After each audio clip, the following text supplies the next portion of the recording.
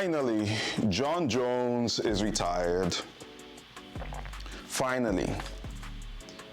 Let me first start off by saying big respect to Jon Jones. Arguably the greatest to ever do it. Arguably one of the most deserving names to be placed on the Mount Rushmore of mixed martial arts.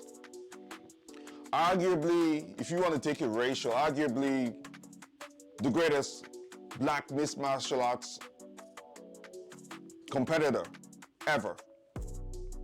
Whichever way you want to spin it, Jon Jones' illustrious career is full of nothing but greatness. And for that, sir, I salute you. And for that, we respect you. It doesn't matter what's happening everywhere online. People talking about Jon Jones is docking Tom Aspinall, Jon Jones is in some legal issues, whatever. Whatever you want to say, it's valid. But what is also valid is that Jon Jones had one hell of a run. You can't deny that. You can't. To deny Jon Jones' greatness would be an exercise in futility. To deny the level that Jon Jones attained in the sports, the achievements, to deny that is just not being realistic. We have to say it how it is. Disclaimer, Mr. TDC is an average Jon Jones fan. There's no glazing on this end over here. There's just no glazing for Jon Jones. I just can't do it. But I respect him. I respect his accolades. I respect his body of work. I mean, I'm just going to give a quick rundown. Right? Stipe Miocic, Cyril Gane, which may not count, but let's leave that alone. Dominic Reyes, Thiago Santos, Anthony Smith, Alexander Gustafsson twice, Daniel Cormier twice, OSP, Glover Teixeira, Chael Sonnen, Vitor Belfort, Lyoto Machida, like Quentin Jackson, Rampage, Mauricio Rua, like, guys, Ryan Bader, Mark Hamill. What do you want to say? What do you want to say about these names? Do you want to discredit Jon Jones after hearing the body of work and the names I've just listed out? No. Everybody acknowledges, including Daniel Cormier, who is not friends with Jon Jones, Khabib Nurmagomedov, who is not friends with Jon Jones. Two legends, amongst others, agree that Jon Jones deserves the greatness and the respect that he has attained. So I'm not a Jon Jones, I'm not a Jon Jones glazer like Uncle Dana. I'm just not. However, the reason why I'm not a Jon Jones glazer is this. One, Jon Jones's record and his legacy will forever be tainted by the negative connotations outside of the octagon. Forever. Forever. There's no escaping it. We might as well talk about the elephant in the room, and there's a lot to list out. The picograms or PEDs, performance-enhancing drugs, that has stained his record and had him on suspension for an extended amount of time. The allegations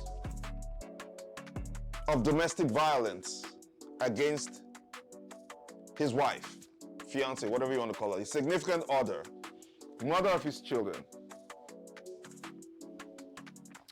The alleged drug use and substance abuse, right? The crime scenes, traffic violations, whatever you want to call it. And then added to all of this, you now add the way Jon Jones left the UFC. Guys, come on. Michelle Waterson, my baby. Michelle Waterson had informed the UFC that she was retiring, and they put a whole montage for Michelle Waterson. Michelle is not even the top. I'm sorry, Michelle, I love you. I really love you. But you're not even the top 10 greatest female fighters of all time in any division or across any sport. I'm sorry, I'll just call it how it is. I love Michelle, but this is what it is. Yet she got that kind of ceremonious exit. And then the man they call Jon Jones, arguably the greatest of all time, leaves in such an underwhelming manner. So underwhelming, it had to be exposed, or rather disclosed, by Uncle Dana White at a post-fight press conference in Baku, Azerbaijan. Not a post-fight PPV event. Not a special interview, nothing like that. An extremely insignificant fight night, post-fight press conference is where we get to hear that Jon Jones is retired.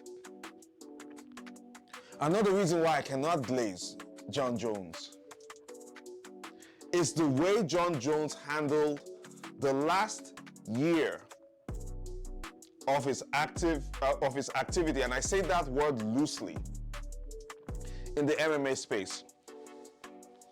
The way Jon Jones handled the last year of his activity in the MMA space is one of the reasons why he gets no glazing from me. In fact, when Jon Jones followed up with Uncle Dana on Twitter and he announced via Twitter that he was retiring, I left a comment there. And I said, paraphrasing here, I said, respect to Jon Jones, but you should have done this after you beat Stipe Miocic. And you should not have taken all of us on a ride for the next 1 year, knowing full well, and at this point, I'm satisfied to say that Jon Jones knew he wasn't going to fight Tom Aspinall. So you should not have taken us on this journey, knowing full well you were not going to fight Tom Aspinall.